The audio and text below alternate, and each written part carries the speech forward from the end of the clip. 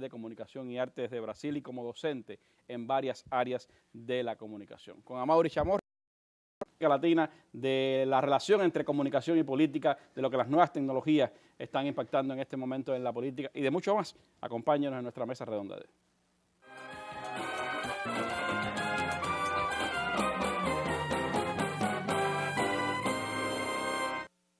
Bueno, y antes de entrar en nuestra conversación con Amaury Chamorro, vamos como es habitual a nuestra sección La Noticia del Día. Hoy nos centramos en la repercusión que siguen teniendo en los medios de comunicación internacionales las protestas de este fin de semana de los chalecos amarillos en Francia, la violencia que se generó durante la última protesta y las secuelas que sigue teniendo. Esa es nuestra noticia del día. En Francia, las protestas de los llamados chalecos amarillos en París dejaron 60 personas heridas. Este fin de semana se volvieron violentas las manifestaciones luego de que la policía utilizara cañones de agua y gases lacrimógenos para dispersar a la multitud. Los manifestantes lanzaron piedras y levantaron barricadas. Un portavoz de la policía de París dijo que había 192 personas detenidas para investigación y la fiscalía dijo que tienen a 64 personas en custodia. Dice Macron que lo del sábado no fue una manifestación, sino gente que vino para destruir la República con riesgo, añade, de matar. La devastadora violencia deja casi un centenar de locales afectados de todos los sectores, de panaderías a joyerías, 170 millones de euros en pérdidas, 150 metros cúbicos de desechos y 250 imputados, entre ellos 21 menores. Hoy no se habla de otra cosa en el arco parlamentario. En la derecha llaman incompetente al gobierno y le exigen que prohíban las manifestaciones de los chalecos amarillos en toda Francia. En la izquierda le dicen que no tomen solo medidas policiales, sino también medidas sociales. Bueno, la manifestación sin dudas de este fin de semana sigue causando impacto a nivel internacional. Tengo reportes incluso desde Facebook de nuestro amigo Ignacio Ramonet, que su hijo Axel, documentalista, quien estaba filmando pues estas manifestaciones, incluso fue golpeado por la policía y es parte del panorama que se vive ahora mismo en Francia, donde por supuesto no hay ninguna amenaza de agresión ni tampoco crisis humanitaria para los grandes poderes imperiales. Pero de eso podremos ampliar en otro momento en nuestra mesa redonda. Ahora los invito a entrar en nuestra conversación con un invitado especial que tenemos hoy en nuestro programa, un analista, comunicólogo, también especialista en temas de política. Con Amaury Chamorro hablamos ahora en la mesa redonda.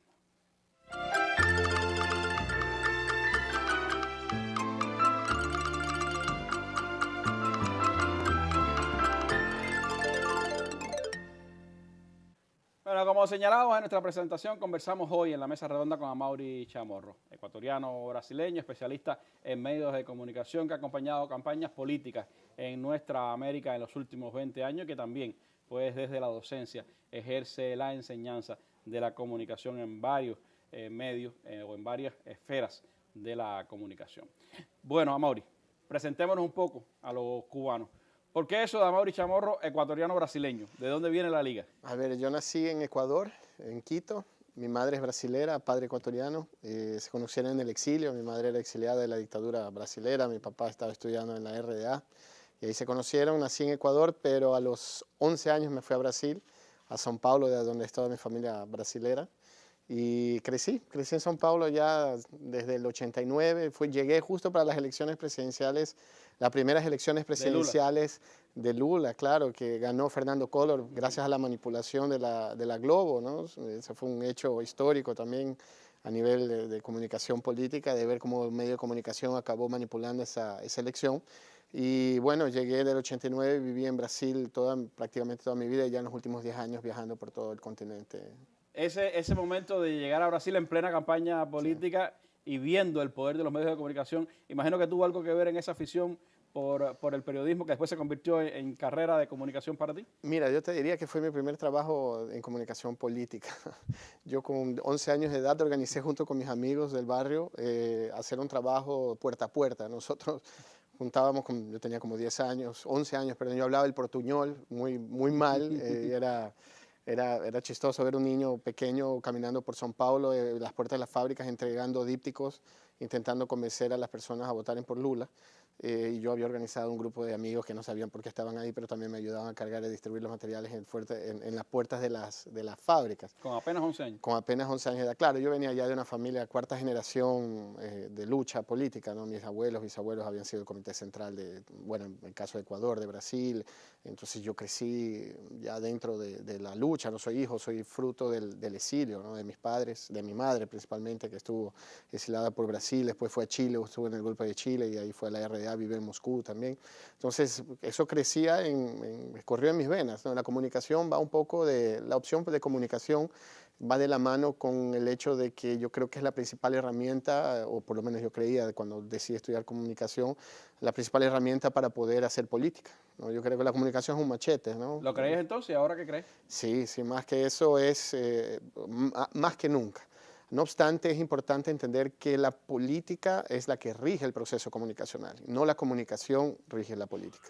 Y hay una inversión ahora, ya por el surgimiento de las redes sociales a partir de 2004, 2005, se crea una burbuja, ¿no? Se superdimensiona la importancia de la comunicación, casi que sustituyendo la labor política de construcción de un proceso en las calles, en las casas de las personas, en el tú a tú, y la comunicación viene para ayudar, para facilitar, para crear puentes, pero no define exactamente qué es lo que debe hacer la política, es al revés. Aunque hay ciertos teóricos, Amaury, que hoy hablan ya no de un cuarto poder, como decían antes, sino que los medios de comunicación hoy son el primer poder porque están precisamente en manos de ese poder económico que define la vida y las circunstancias en las que se desarrolla nuestra región y otras partes del mundo. En realidad la comunicación, las empresas de comunicación trabajan para defender los intereses de los grupos económicos, ¿no? Las empresas de comunicación y ayudar inclusive a implementar un modelo hablando de que no, la libertad de expresión, la libertad de los medios en poder publicar, investigar al gobierno o de poder hacer denuncias, eso es falso. Yo he trabajado en un gran medio de comunicación privado, es mentira.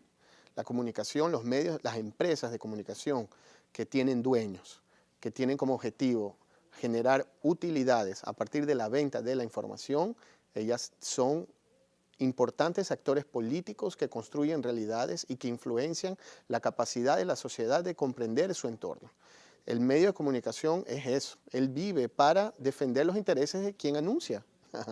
¿Cómo te imaginas un medio de comunicación que tiene su mayor presupuesto, una empresa petrolera, un banco, estaría dispuesto a denunciar en sus noticieros de que esa petrolera está contaminando o que ese banco está cobrando intereses a los cuentaahorristas criminales? Nunca lo va a hacer. Bueno, ya vivimos eso en nuestro continente, en el mundo, ¿no? En el caso de Ecuador, en la quiebra del sistema financiero ecuatoriano, en el feriado bancario en el 99, que se cumplió ahora, el 8 de marzo, se cumple el 20º aniversario de esa desgracia, lo que fue el país, generó casi el 20% de su población en pocos años se fue del Ecuador porque ya los banqueros se habían robado absolutamente todas el dinero, todos los depósitos, ¿no? de las y los ecuatorianos.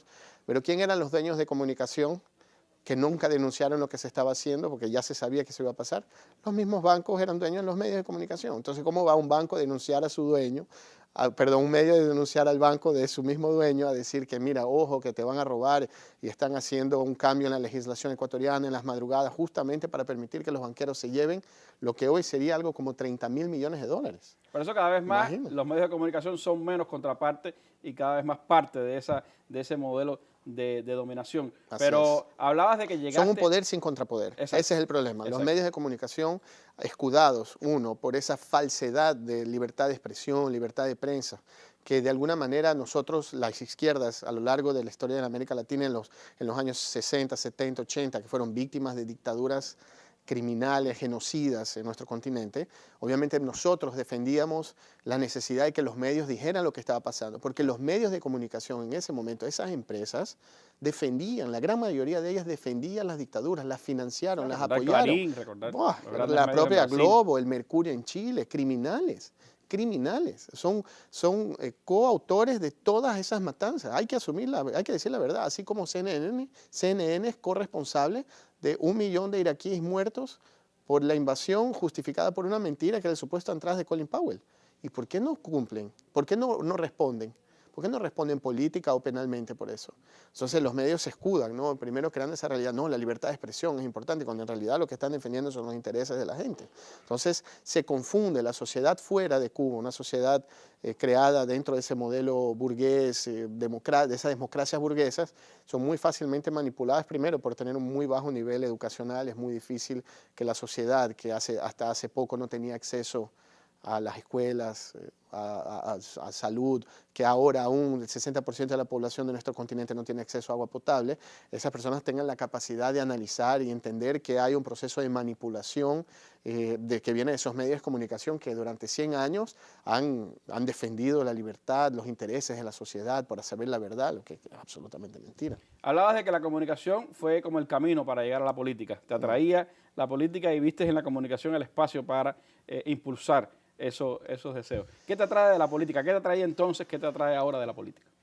Mira, bueno, yo creo que yo hago política en las universidades, a donde he dado clases, en los momentos de conversar con grupos, organizaciones sociales, sindicatos que de alguna forma me invitan, me dan el honor, me permiten poder participar de construcción de procesos comunicacionales o de entender qué es lo que está pasando. Esa es una de las formas, yo creo que la principal que tengo de militar. La otra es a través de las redes sociales, que yo creo que es una trinchera que todos debemos estar presentes, pero sin dejar de estar en las calles.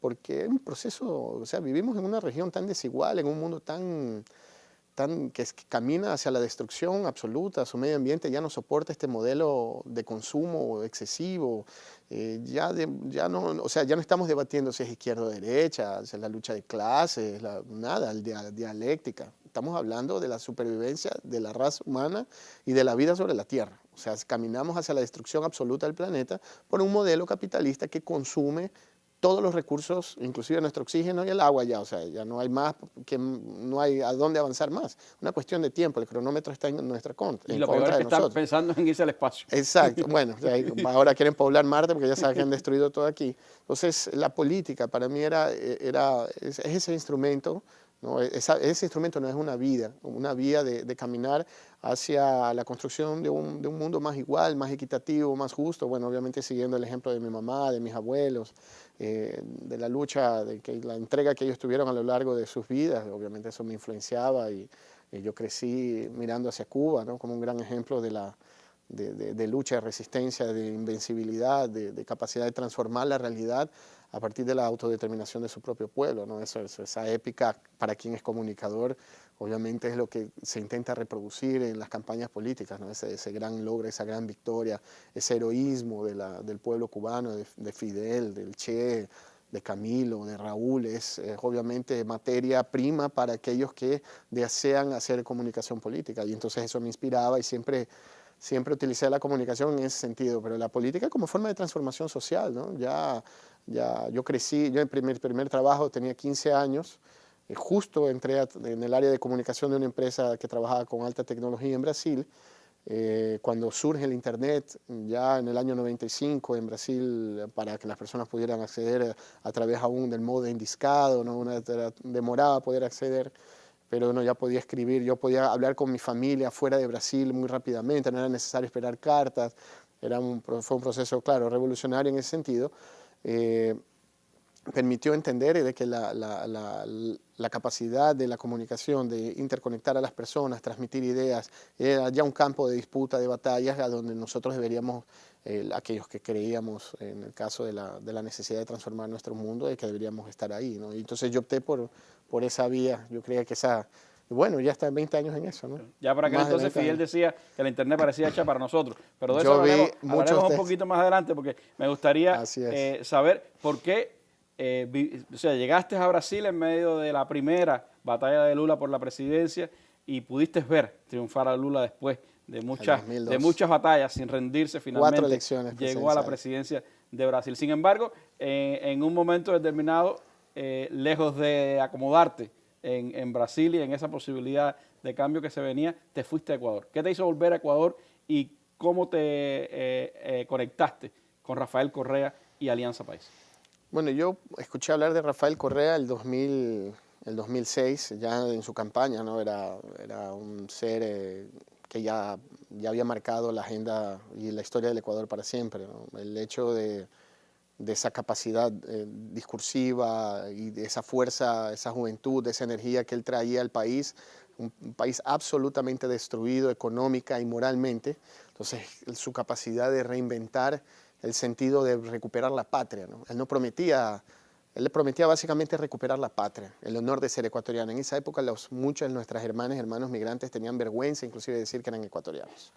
Y Rafael Correa, desde 2006, prometiendo unir la gente y reconstruir el país a partir de las bases. Entonces, yo conocí, escuché, me encantó el proyecto, dije, esto es lo que el Ecuador necesita. Yo desde Brasil, a través de las redes sociales, en esa época ya intentando hablar, dialogar con amigos en el Ecuador, con mi familia, intentando apoyar de cierta forma. Y yo pensaba que un día hubiera tenido qué lindo sería tener la oportunidad de poder volver a mi país, porque yo cuando me fui a Brasil, yo le dije a mi mamá, yo era chiquito, y dije, mira mamá, yo quiero volver al Ecuador. O sea, yo siento que tengo una deuda con el país. Yo era muy pequeño, pero no con estas palabras, ¿no? Una deuda con el Ecuador para poder volver y hacer algo por el Ecuador. Y justo en el año 2011, un año después de la tentativa de golpe de Estado, del 30S, ¿no? Que el presidente Correa fue secuestrado por agentes de la policía dentro de un hospital, y después fue rescatado, después de algunos muertos y muchas horas en secuestro. El gobierno ecuatoriano decide implementar una estrategia de comunicación directa con la ciudadanía, porque en ese momento la policía desconectó los celulares, que eran de una empresa pública.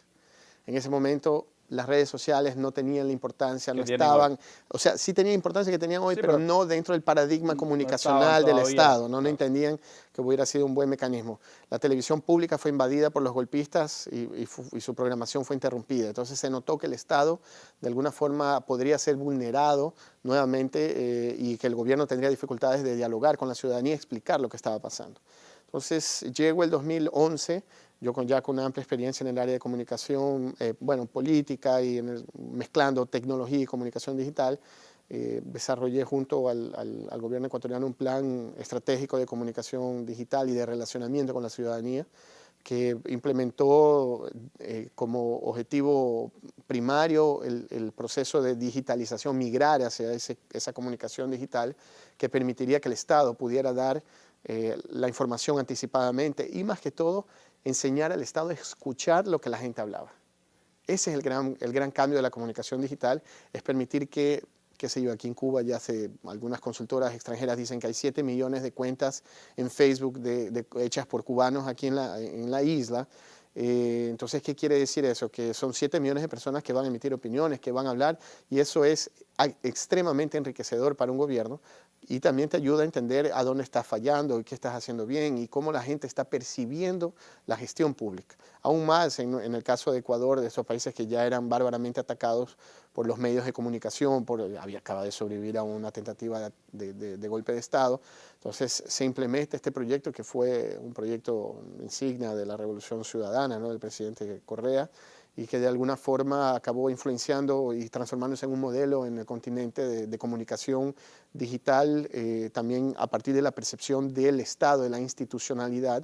Obviamente eso influenció toda la forma de comunicarse del gobierno, de la militancia, pero hay que decir una cosa, o sea, el Ecuador tenía el tercer tuitero más importante de la política en el mundo, que era el presidente Rafael Correa. O sea, todo es más fácil. Si tienes un hombre de esa talla manejando el Twitter y las redes sociales como pocos políticos en el mundo pudieron hacer. O sea, él gobernaba también en ese ámbito digital, ¿no? Él daba órdenes a los ministros, los regañaba, al mismo tiempo escuchaba, pedía informes, hacía chistes. O sea, él tenía un actuar muy interesante dentro de las redes sociales y eso hacía con que inclusive la derecha eran los primeros a reaccionar cuando el presidente Correa tuiteaba o él se comunicaba a través de las redes sociales. Algo que todavía mantiene hoy desde es un referente. Su estancia en Bélgica, pero me gustaría profundizar en eso, en el papel de las redes sociales, de las nuevas tecnologías, o ya no tan nuevas, tecnologías de la comunicación y la información en la política. Te propongo hacer un alto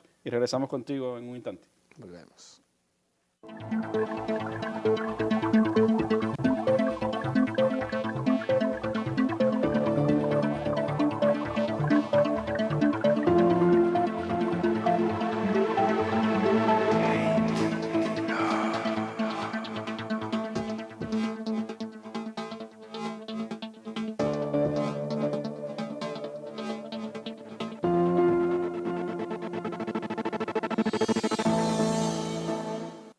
fragor de la batalla de un pueblo por el destino de un niño.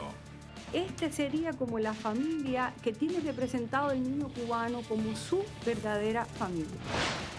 Crecimos desde la idea y el aliento enorme de Fidel. Reduce casi a cero la contaminación. El reflejo de acontecimientos de impacto local e internacional.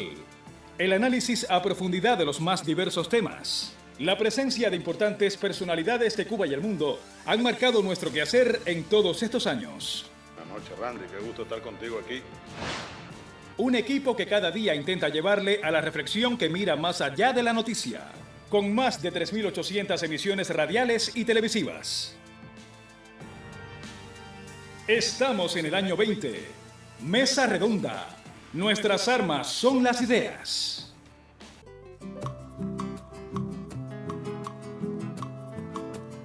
Las nuevas tecnologías de las comunicaciones han dividido al mundo entre los conectados y los no conectados a las redes globales. Conectarnos al conocimiento y participar en una verdadera globalización de la información que significa compartir y no excluir, que acabe con la extendida práctica del robo de cerebros, es un imperativo estratégico para la supervivencia de nuestras identidades culturales de cara al próximo siglo. Fidel Castro Ruz, 19 de septiembre de 1999. Mensaje a los participantes en la reunión ministerial del Grupo de los 77, La Habana.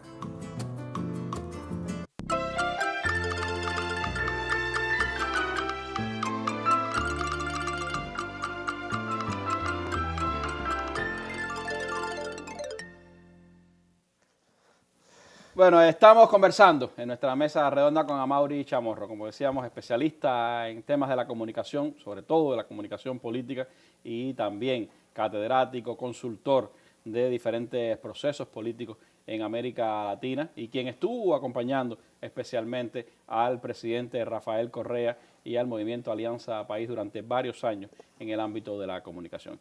Nos hablabas de la importancia, Amaury, de las nuevas tecnologías, de las redes sociales, sobre todo en los últimos años, para el ejercicio de gobierno en Ecuador. ¿Cómo valoras desde tu posición de catedrático y también desde tu experiencia en todas estas campañas ese impacto de las tecnologías de la comunicación y la información en la política? Se habla mucho del referente primero, que fue la campaña electoral de Barack Obama, y después, por supuesto, de la campaña tuitera de Donald Trump, como ejemplos clásicos de campañas políticas. Pero mirándolo más hacia la realidad latinoamericana, ¿qué impacto tiene hoy esas tecnologías, esas redes sociales en la política que se hace en nuestra región? Bueno, el impacto es más que evidente, te permite dialogar con mucha gente, te permite escuchar, te permite hablar, al mismo tiempo que la ciudadanía también recibe un volumen de información, desinformación, de mentiras tremendamente grandes, sin que se den cuenta. Eso es lo más grave, sin que se den cuenta, a través de su celular, sus primos le reenvían información, le mandan el link, el video por WhatsApp, reciben por Facebook, y todo eso te acaba creando un ambiente, ¿no? Un ámbito donde dices, wow, entonces probablemente el presidente Lula sí es corrupto, ¿no? O si no, probablemente el vicepresidente Jorge Glass del Ecuador está bien que esté preso, ¿no?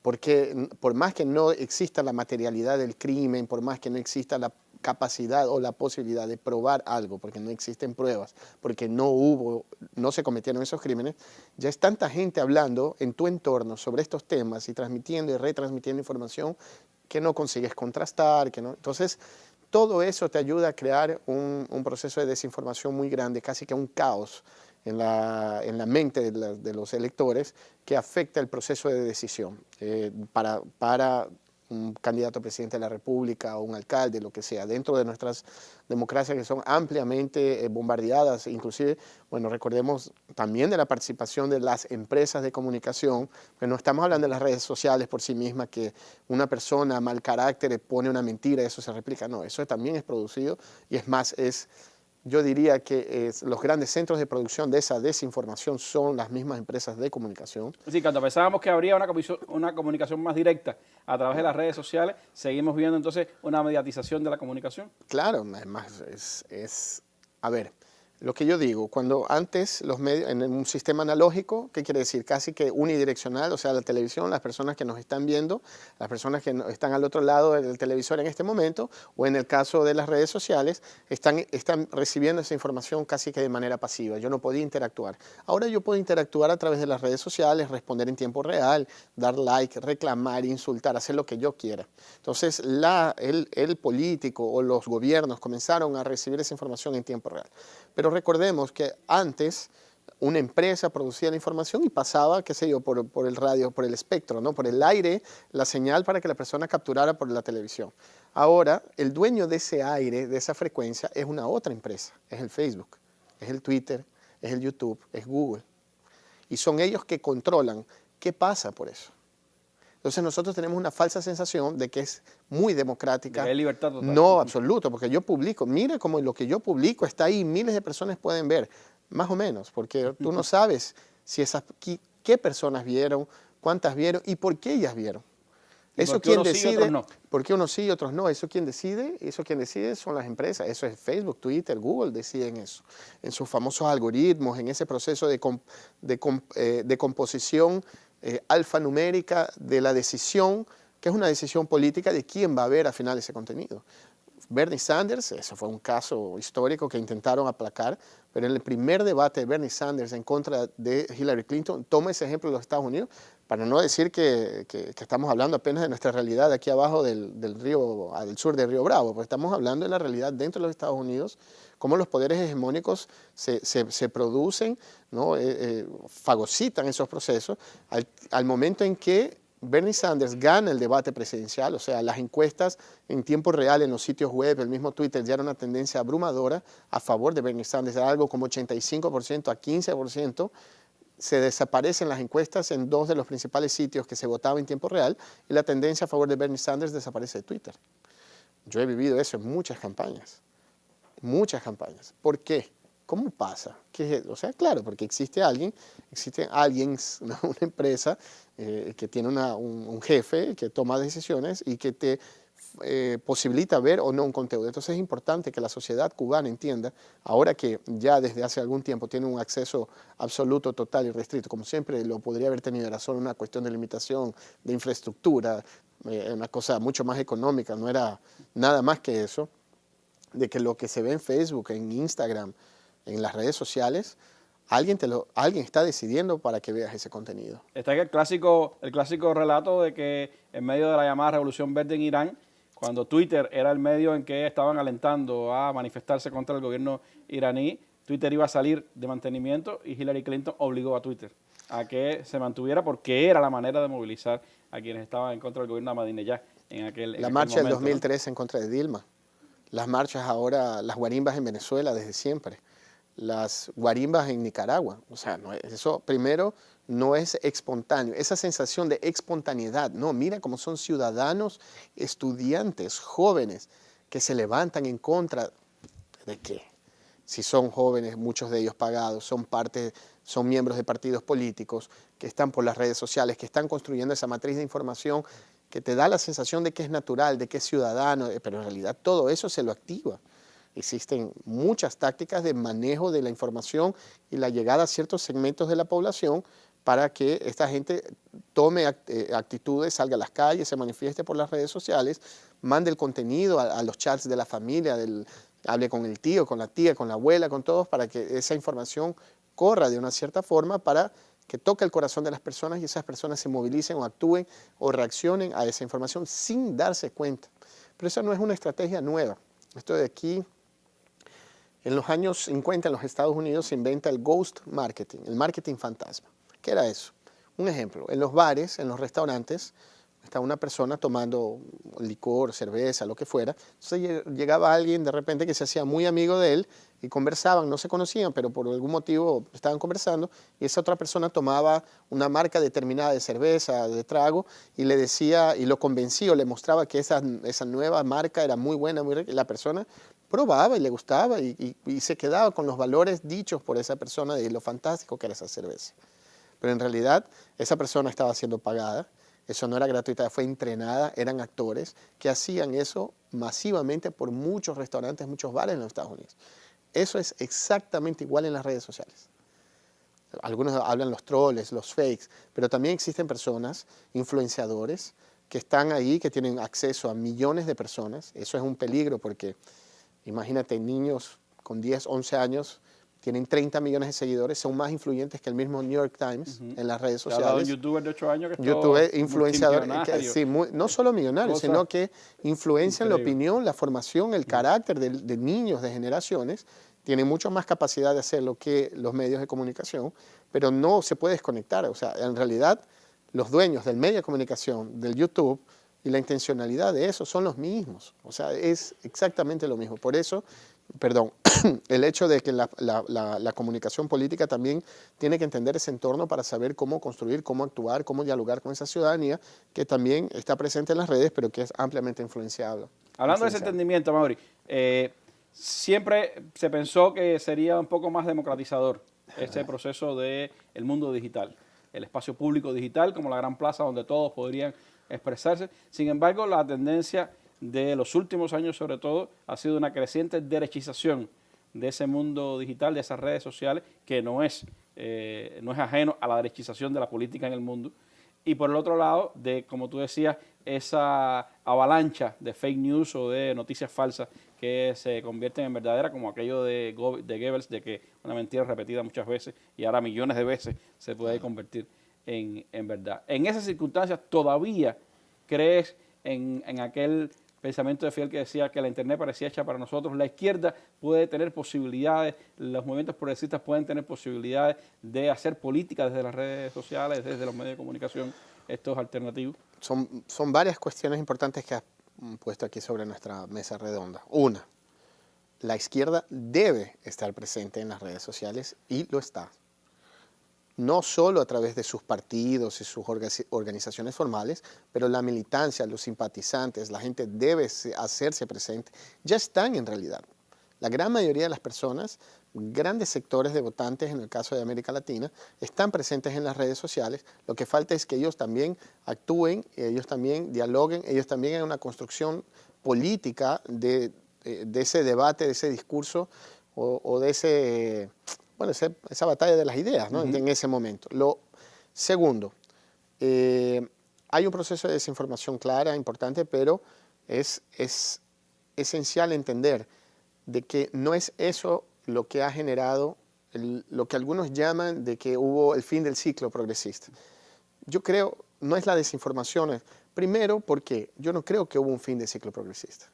Porque si el presidente Lula no hubiera sido detenido de manera ilegal por el actual ministro de Justicia de Bolsonaro, probablemente hubiera ganado la elección en primera vuelta. Por cierto que hoy una de las noticias de la visita de Jair Bolsonaro a Brasil es que tanto Bolsonaro como Sergio Moro, Bolsonaro y Sergio Moro acaban de ir a la sede de la CIA en una visita no programada, los dos junticos a recibir parece instrucciones de la Agencia Central de Inteligencia. Por supuesto. Entonces lo primero, Lula hubiera ganado en Brasil. Acabó de ganar Andrés Manuel en México. Ganó Lenin, pese a todo, Lenin era de izquierda. En Argentina, si no hubiera el violentísimo ataque mediático en contra de la presidenta Cristina Kirchner, muy probablemente hubiera ganado Scioli. O sea, Venezuela ganó la elección, Nicaragua se ganó la elección. O sea, pese a que lo que yo quiero decir es lo que sería un avance en la derecha o el retroceso de la izquierda no puede ser medido porque la gente, la opinión pública ha decidido que así lo sea. ¿Me explico? Hay mecanismos que deben ser considerados en los análisis que no van apenas del comportamiento electoral de ciertos sectores de la población, porque en realidad hay un proceso de instalación de un modelo de lawfare muy potente, o sea, lawfare, esa guerra judicial que trabaja con los dos poderes que no tienen contrapoder, la justicia, que nadie puede destituir un juez, nadie puede hacer un juicio político a un juez porque supuestamente él es imparcial, vimos que es mentira, y supuestamente la libertad de expresión, los medios de comunicación como grandes paladines de la verdad, lo que también es absolutamente mentira. Ellos dos se juntaron para crear esa matriz y cuando, pese al ataque contra Lula, él ganaría las elecciones, ¿qué tienes que hacer? Entonces viene el otro poder, la justicia, mételo preso y ahí se acaba. Entonces, es eso lo que ha sucedido en nuestro continente. ¿Qué quiere decir? No obstante a eso, hay que hacer un proceso de mea culpa, hay que entender de que en América Latina hubo un cambio sensible en la población, en la demografía de nuestro continente.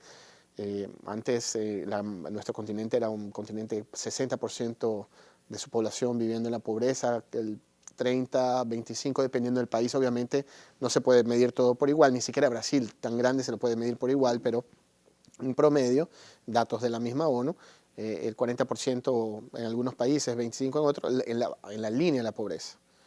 El progresismo, los gobiernos, 13 gobiernos progresistas a casi 20 años, cambiaron la realidad. Se generó una clase media, pero una clase media sustentada en los valores capitalistas. Y ese yo creo que es el gran error del relato de la izquierda latinoamericana. Nosotros transformamos a ciudadanos que no tenían capacidad de consumo, le dimos capacidad de endeudarse, de consumir. Entonces hubo un avance material sensible, pero a su vez ese cambio de ser una persona que no tenía recursos para tener recursos, poder tener celular nuevo, comprarse un carro, viajar, tener una casa, tener televisión, por esa capacidad de consumo, no quiere decir que esa persona consiguió avanzar en el sentido de comprensión de su entorno como un sujeto histórico, con un proceso cultural que le diera sentido a esa mejora económica. Entonces creamos lo que algunos sociólogos se molestan, pero lo podemos decir una clase media para figurar mejor, una gran clase media de gente que sustenta su argumentación de si está mejor o si está peor, vinculada totalmente a su capacidad de comprar o no comprar. Y eso todos los gobiernos progresistas de América Latina han sido responsables por eso. En el caso de Bolivia, por ejemplo, te quiero contar, una vez tuve acceso a una encuesta, que cuando llega el presidente Evo Morales a la presidencia de la República, el 65% de la población se consideraba indígena, ¿no? Su identidad. En el referendo era el 40%. 25%. O sea, un chico aymara, con facciones aymara, que hablaba en aymara, que se vestía como tal, sus padres, no, pero yo no me considero indígena. ¿Por qué? Porque el indígena era el pobre, pues no el miserable. Ahora mira, yo ya estudié, yo ya soy la primera generación de todos mis amigos también, somos formados en la universidad, todos ya hemos viajado, tenemos carros propios, o sea, es otra percepción. Entonces se desconstruye esa percepción de pobreza que existía porque al día no había que comer, no tenían casa, no había la menor perspectiva. Estudiar eso no existía. En Brasil, cuando gana el presidente Lula, por ejemplo, eso hay que recordar, en América Latina se morían en Brasil al día 300 personas del hambre. Entonces, ¿qué es lo que sucede? Esa construcción, ahora nosotros llevamos a esa gente a creer que es clase media y a inspirarse en los valores capitalistas. Entonces, ¿por quién yo voto?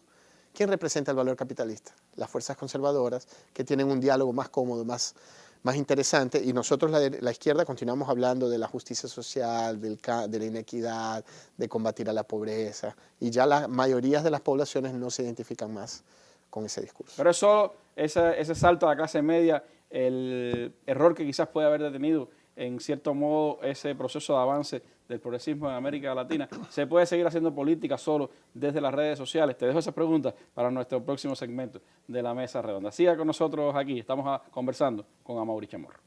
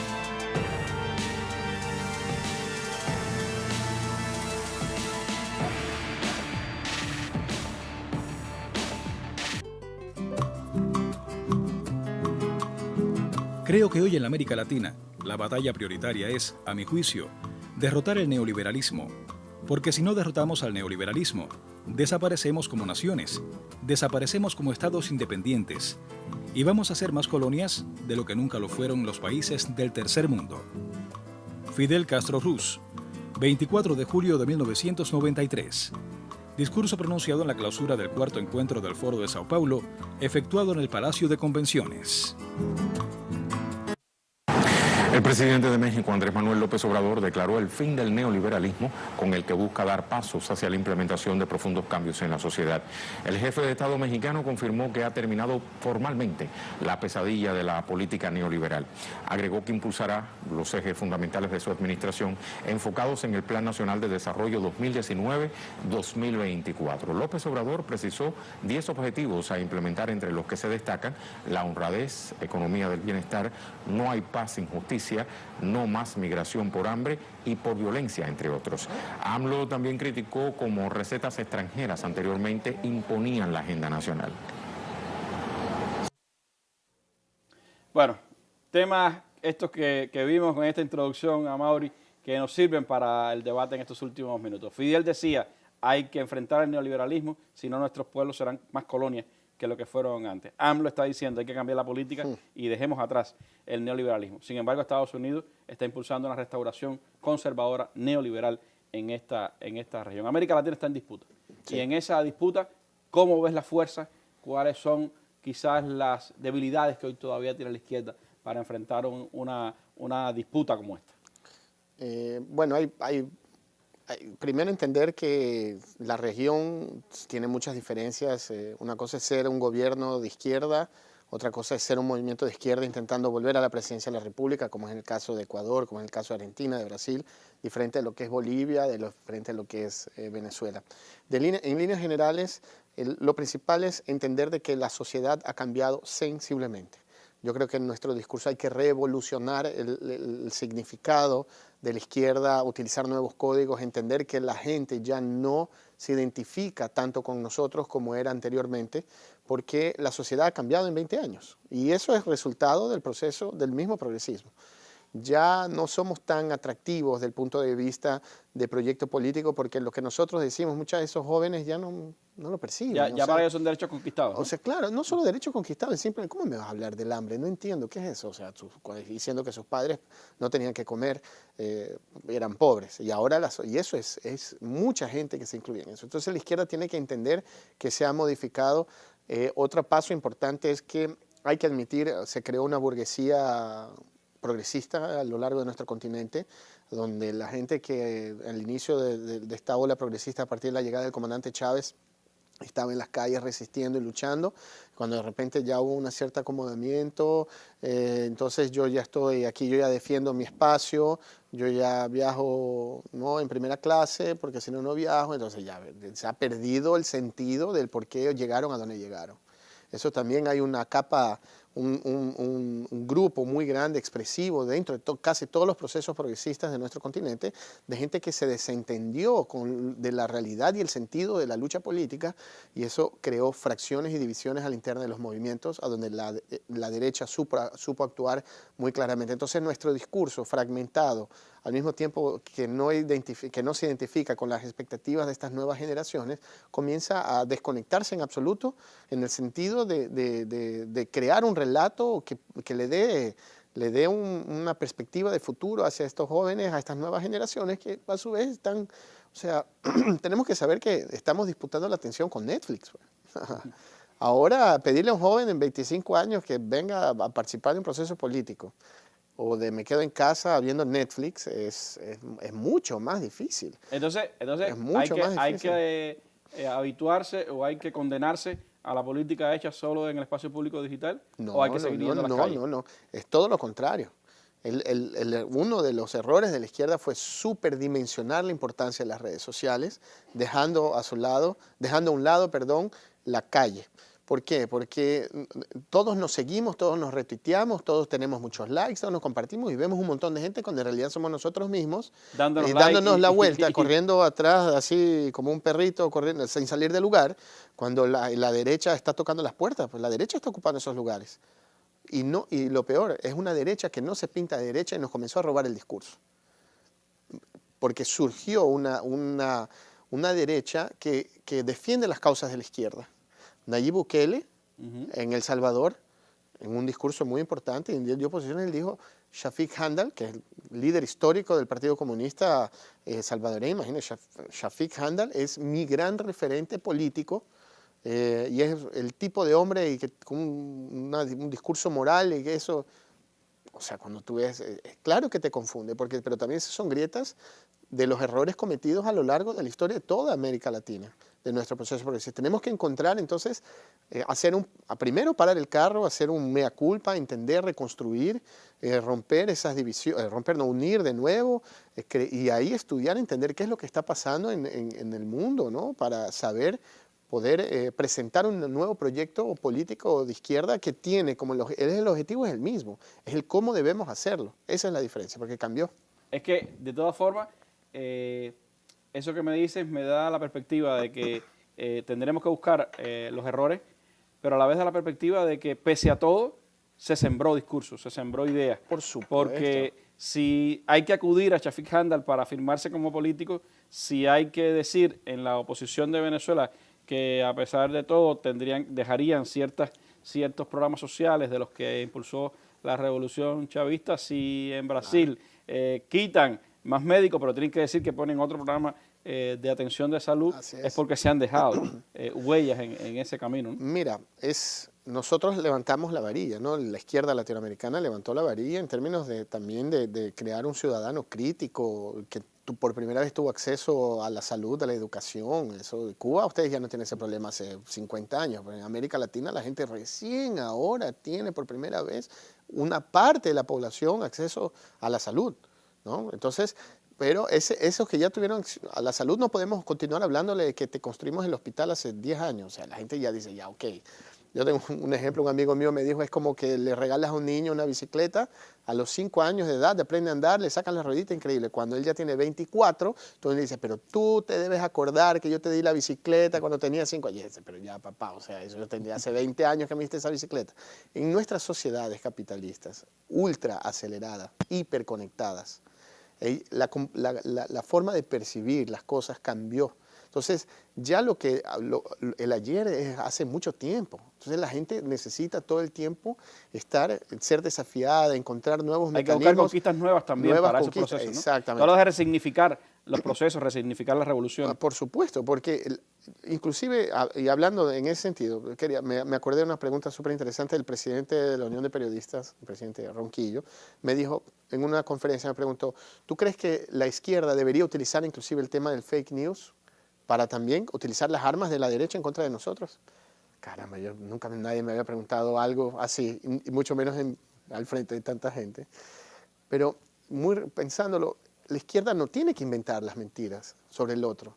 La izquierda tiene que reafirmar sus verdades, porque las conquistas sociales, la mejora de la vida de las personas, fue resultado de nuestros proyectos políticos. La ética y la verdad es un arma muy poderosa. Exacto. Si la sabemos usar bien. ¿Quiénes mienten? Los corruptos, los autoproclamados, los delincuentes son ellos. Porque Lenín Moreno, ¿qué más? ¿Qué otro fake presidente tenemos? No tuvo ni que ser autoproclamado. Se actuó y engañó a todo el país. Hasta la derecha dice que cómo alguien va a creer en un tipo que traicionó a la Revolución Ciudadana por más que fuéramos oposición. A propósito de eso, la noticia de estos días es el desmantelamiento de UNASUR. Sí, se va a entregar el edificio de UNASUR, se quiere quitar a la estatua de Kirchner allí del edificio, y con el entusiasta apoyo de Piñera, de Duque y de todo, de Macri, de toda la derecha latinoamericana, se intenta destruir ese proceso que parecía muy promisorio para la unidad de América Latina. No promisorio, era indispensable para que América Latina o para que América del Sur tuviera capacidad política, económica, de enfrentar los grandes bloques económicos como la Unión Europea, como la misma Unión Aduanera de los estados de América del Norte. O sea, el mundo, ya la gente no disputa si Estados Unidos intenta crear bloques económicos como el ALCA. Estamos hablando de hace 20 y pocos años atrás. ¿Cómo puede ser que ahora Lenín Moreno, no, porque él no desarma UNASUR, esa es otra cosa. Él no es que él desarma, le entrega la sede, pero UNASUR se comienza a desarmar ya con la llegada de Piñera, ya con la llegada de la derecha, que son gobiernos que funcionan a medida de los intereses de los Estados Unidos. Entonces Lenín Moreno lo que hizo fue entregar la sede de UNASUR.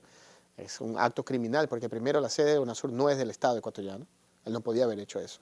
Una sede que representa la unión de todo un continente, la entrega a una universidad supuestamente de dirigentes indígenas, una universidad que fue cerrada por pésima calidad hace, no sé, 6 años en el Ecuador, y que las entrega de vuelta como un hecho, como era un acuerdo político con esa fuerza, esa dirigencia indígena que trabaja en beneficio de los banqueros en el Ecuador, que ahora se pinta de izquierda y que supuestamente le da ese aire de que Lenín Moreno sí es un hombre progresista, cosa que no es verdad. Entonces es criminal lo que ha pasado. O sea, yo no me acuerdo de en algún lugar del mundo que algún país o alguna región haya desavanzado, si es que existe el término, retrocedido, ¿no? Retrocedido en la unidad, en un proceso de integración. En un proceso de integración. O sea, yo no conozco, así como yo no conozco, y Lenín Moreno hizo eso, recordemos, Lenín Moreno ordenó suspender las negociaciones con el ELN y el gobierno colombiano. O sea, un país que es garante y es el país sede de las negociaciones, ordenó levantar la mesa, expulsó a los negociadores del Ecuador. Eso nunca había pasado, como es el caso de este señor que quiere entregar a Julian Assange a los Estados Unidos. El señor Julian Assange es un refugiado, ahora es ecuatoriano, pero exilado de nuestra embajada. ¿Cómo puede ser que él va a entregarlo? O sea, es absolutamente el mundo al revés en ese gobierno. Él se determina, él dice que él es cuántico, ¿no? Bueno, pero hablemos de cosas un poquito mejores en estos minutos que nos quedan. Tuviste la experiencia de trabajar también con Correa ahora en su espacio de entrevistas en Russia Today. ¿Cómo fue la experiencia? ¿Qué te pareció también esa nueva, podríamos decir, ese nuevo rostro de Rafael Correa, ya no solo como el comunicador político, sino también como el entrevistador? Mira, y buena que me haces la pregunta, aclarando, ¿no? Cuando yo llegué al Ecuador, yo conocí al presidente Rafael Correa, lo saludé y todo, pero no trabajé directamente con él. Yo trabajaba con un otro ministro que realmente es un genio de la comunicación política, que se llama Vinicio Alvarado, era su secretario de la administración, que fue el hombre que creó comunicacionalmente la Revolución Ciudadana, las campañas, un tipo brillante. Entonces estuve ahí, y después de la salida del presidente Rafael Correa, ahí como un militante más apoyando en todos los procesos, y pude participar no solo de la producción, digamos, de Russia Today, pero también de los viajes del presidente dando conferencias y todo lo demás.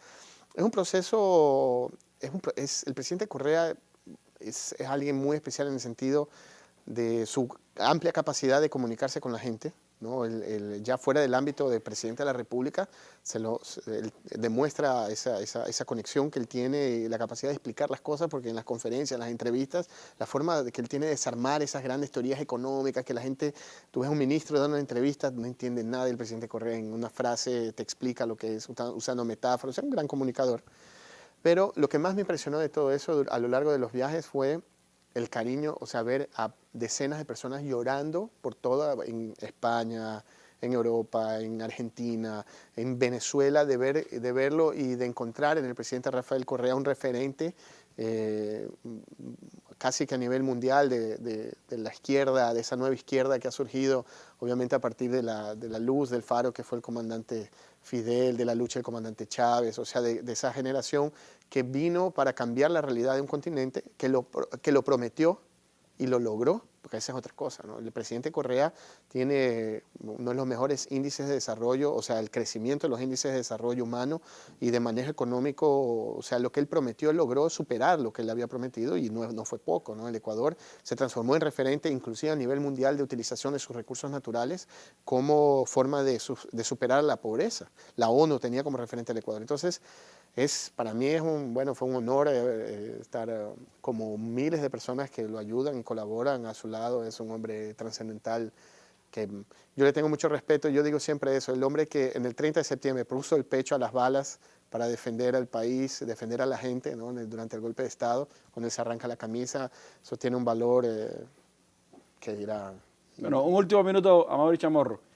Viendo la realidad, el imperio cada vez más colocado en esta región, blandiendo las doctrinas de siglos pasados de América para los americanos, hablando de dominar a Venezuela, buscando la manera también de dominar desde la comunicación política las mentes y las realidades de nuestros países. Tú que eres comunicador, que estás en todo ese espacio, que ves lo que se está moviendo, ¿eres pesimista con esa realidad? ¿Piensas que se puede transformar América Latina o que vamos hacia atrás, inevitablemente hacia ese mundo conservador y neoliberal que vivimos hace 2 décadas? No podemos confundirnos de que cuando ellos ganan una batalla de la manera más ilegal posible, como es el caso de derrocar a la presidenta Dilma Rousseff a través de un golpe de Estado, a través de procesos de desestabilización como el que sufre Venezuela, cree que ellos están venciendo. En realidad, ellos están presentando unas nuevas estrategias que nosotros tenemos que adaptarnos y saber trabajar de manera conjunta, integrada, toda América Latina, para superar esos procesos de desestabilización. Eso es lo principal. Yo veo de manera muy positiva el horizonte. ¿Por qué? Porque América Latina avanzó mucho y la sociedad no está dispuesta a perder lo que ha logrado. ¿Y quién logró eso? Logró la izquierda. Entonces hay que ahora volver a conectarnos con esa sociedad que ha avanzado en derechos, que tiene una otra forma de pensar y de ver el mundo. Entonces yo no creo que la situación es difícil del punto de vista de reconstrucción de ese relato. Pero a su vez también hay que entender, obviamente, de que muchos de los problemas han sido también generados por nuestras falencias y errores, como es normal en cualquier tipo de proceso, que viene obviamente siendo acosado por los grandes centros de producción simbólica, ¿no? Los Estados Unidos y Europa. Bueno, somos optimistas los dos. Y digo más, Cuba es la referencia. Ustedes están a 60 años sobreviviendo a 300 kilómetros del imperio norteamericano. Y el ejemplo de resistencia, de lucha, de victoria del pueblo cubano en todas las esferas siempre ha sido un referente para la izquierda latinoamericana. Entonces nosotros debemos cada vez más aprender con ustedes para seguir en ese proceso. Bueno, muchísimas gracias, Amaury, por haber compartido un tiempo con nosotros y nos seguimos viendo. Espero que sigamos publicando tus trabajos en Cuba Debate y nos podamos ver de nuevo aquí en la mesa. Será un honor. Gracias por estar con nosotros. Un saludo.